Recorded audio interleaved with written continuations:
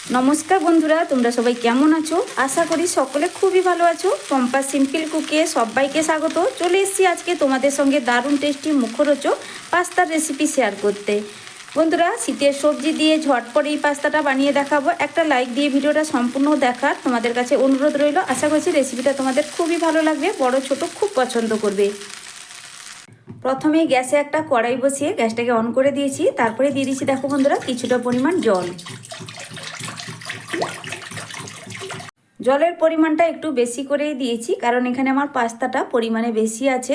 দিয়ে দিচ্ছি চা চামচ পুরো ভর্তি ভর্তি করে 1 চামচ লবণ, আর দিয়ে দিচ্ছি চা চামচে 2 চামচ মতো রিফাইন্ড অয়েল। অবশ্যই এখানে তেলটা দিবে, তাহলে দেখবে পাস্তাটা সেদ্ধ হওয়ার পর একে অন্যের গায়ে লেগে যাবে না, একদম ঝরঝরে থাকবে। জলটা এখানে ভালো করেই গরম হয়ে গেছে। এবার দিয়ে দিচ্ছি পাস্তা। পরিমাণ বোঝাতে গেলে পাস্তাটা এখানে আমার 350 গ্রাম আছে।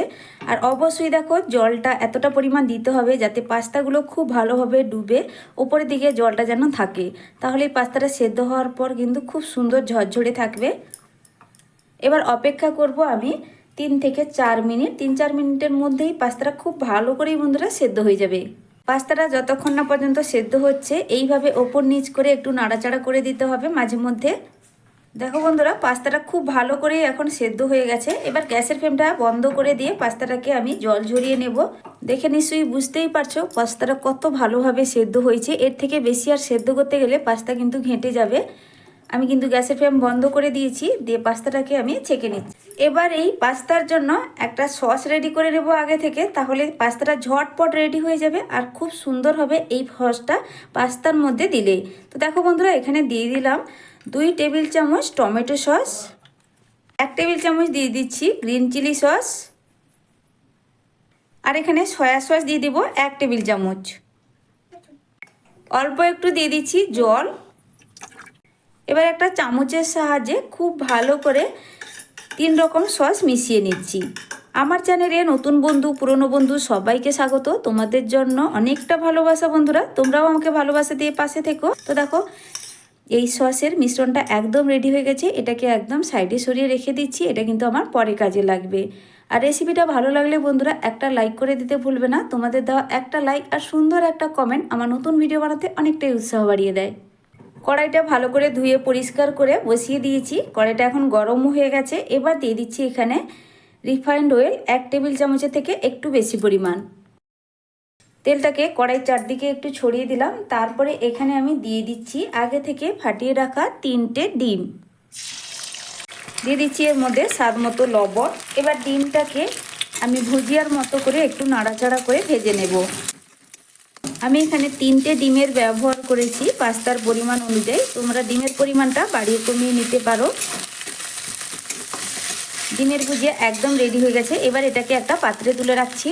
ওই কড়াইতে আবারও দিয়ে দিচ্ছি রিফাইন্ড অয়েল। এখানে 2 টেবিল চামচের থেকে একটু বেশি পরিমাণে দিয়েছি। আমি কিন্তু এখানে তেলের পরিমাণ খুব বেশি ব্যবহার করছি না, প্রয়োজনে কিন্তু তোমরা একটু বাড়িয়েও নিতে পারো।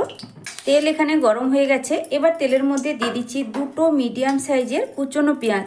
বন্ধুরা, এখানে পেঁয়াজটা কিন্তু একদম মিহি করে কুচাইনি, চোকো চোকো করে কেটেছি, একটু মোটা করে কেটেছি। ঠিক এইভাবে পেঁয়াজটা তেলের মধ্যে দিয়ে দিলাম। একটু হালকা করে পেঁয়াজটাকে ভেজে নেব। এবার ঝালের জন্য 2টো কুচনো কাঁচা লঙ্কা একটু লম্বা লম্বা করে এইভাবে কেটে নিয়েছি। তারপরে দিয়ে দিচ্ছি আমি এখানে 4 কোয়া রসুন ও সঙ্গে 1/2 ইঞ্চি আদা একসঙ্গে গ্রেট করে নিয়েছিলাম। আদা রসুনটাকে একসঙ্গে দিয়ে ভালো করে পেঁয়াজের সঙ্গে একটু নাড়াচাড়া করে ভেজে নেব।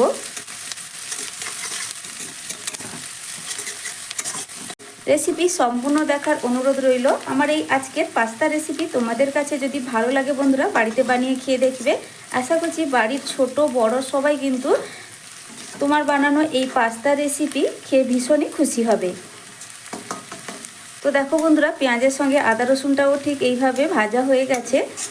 এর থেকে বেশি আর ভাজার প্রয়োজন নেই। এরপরে কয়েকটা সবজি এখানে আমি ব্যবহার করব।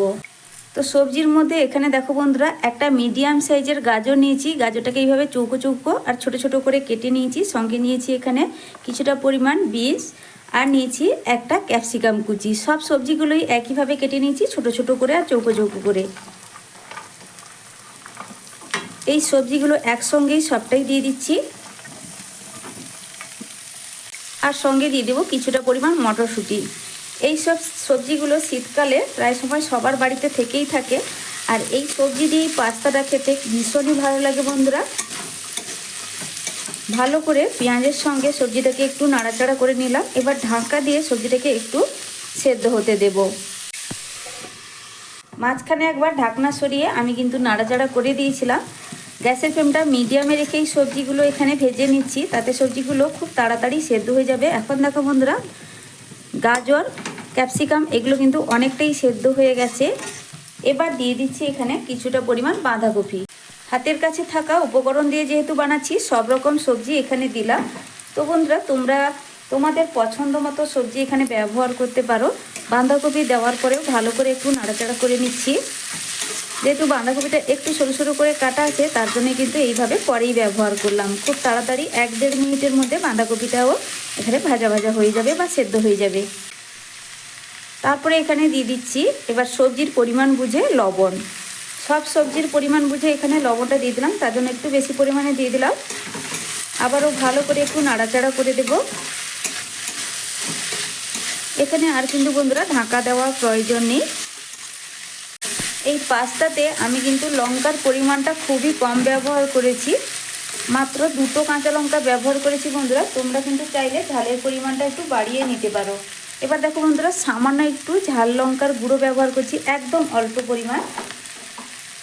লঙ্কার গুঁড়ো দিয়েও খুব ভালো করে একটু মিশিয়ে নেব। তারপরে দিয়ে দিচ্ছি আগে থেকে যে আমি সস রেডি করে রেখেছিলাম একসঙ্গে মিক্সড করে, এবার এর মধ্যে দিয়ে দিলাম। গ্যাসের ফ্লেমটা একদম লোতে রেখেছি। এখন সসের বাটিটা ধুয়ে আরও সামান্য একটু জলের মধ্যে দিয়ে দিলাম, একদম অল্প পরিমাণ দিয়ে খুব ভালো করে আমি মিশিয়ে নেব।